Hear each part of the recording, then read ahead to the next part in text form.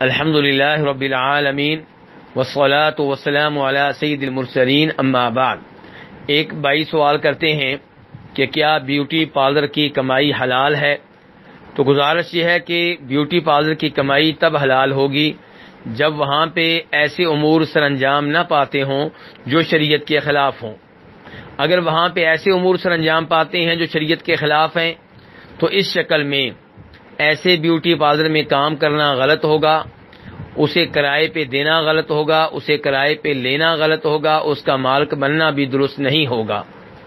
وہ امور جو شریعت کے خلاف ہیں اور عام طور پہ بیوٹی پارلر میں سر انجام پاتے ہیں، ان میں سے ایک یہ ہے کہ ابروؤں کے یا چہرے کے بال اکھیڑنا، بال بنانا، نوچنا، کاٹنا۔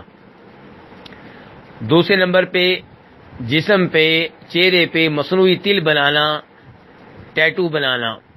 تیسرے نمبر پہ بالوں میں دوسرے بال شامل کر لینا، وگ وغیرہ لگا لینا، اور اس کے ساتھ ساتھ میک اپ کے لیے ایسے سامان کا، ایسی چیزوں کا استعمال کرنا جن میں ایسا کیمیکل ہوتا ہے جو جسم کے لیے نقصان دہ ہوتا ہے۔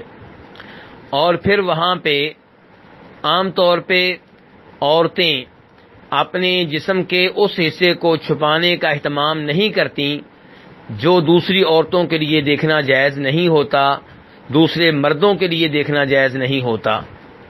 ایسے ہی بالوں کی ایسی کٹنگ کرنا جس میں کافر عورتوں کی مشابہت ہو یا فاسق و فاجر اور بدکار اور زانی قسم کی عورتوں کی مشابہت ہو۔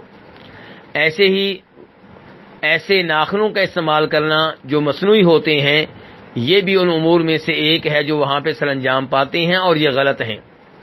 ایسی خوشبو عورتوں کو لگانا جو غیر مردوں کے ناک تک پہنچ رہی ہو، یہ بھی غلط ہے، یہ بھی درست نہیں ہے۔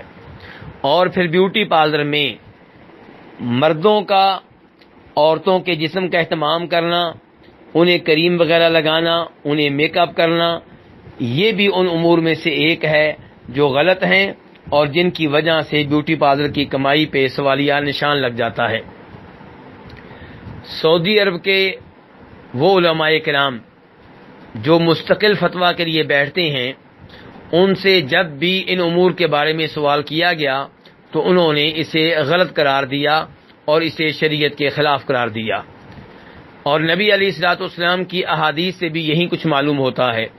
چنانچہ امام بخاری، مسلم، ابو داؤد وغیرہ نبی علیہ الصلوۃ والسلام سے وہ حدیث روایت کرتے ہیں جس سے پتہ چلتا ہے کہ اللہ کے رسول کی لعنت ہے ان عورتوں پہ جو اپنے جسم کے پہ ٹیٹو کے نشان بناتی ہیں، مصنوعی تل بناتی ہیں، اور ایسے ہی وہ عورتیں جو اپنے چہرے کے بال اکھیڑتی ہیں، نوچتی ہیں، ان پہ بھی لعنت آئی ہے۔ جو جیلی قسم کے بال شامل کر لیتی ہیں، وگ وغیرہ لگاتی ہیں، ان پہ بھی لعنت آئی ہے۔ تو اس قسم کے امور ممنوع ہیں۔ تو جس بیوٹی پارلر میں یہ امور سر انجام پائیں گے اس بیوٹی پارلر کی کمائی اسے حلال کہنا ممکن نہیں ہے، لیکن جس بیوٹی پارلر میں شریعت کے مخالف یہ امور سر انجام نہ پاتے ہوں تو انشاءاللہ اس کی کمائی حلال ہوگی۔ واللہ تعالی اعلم۔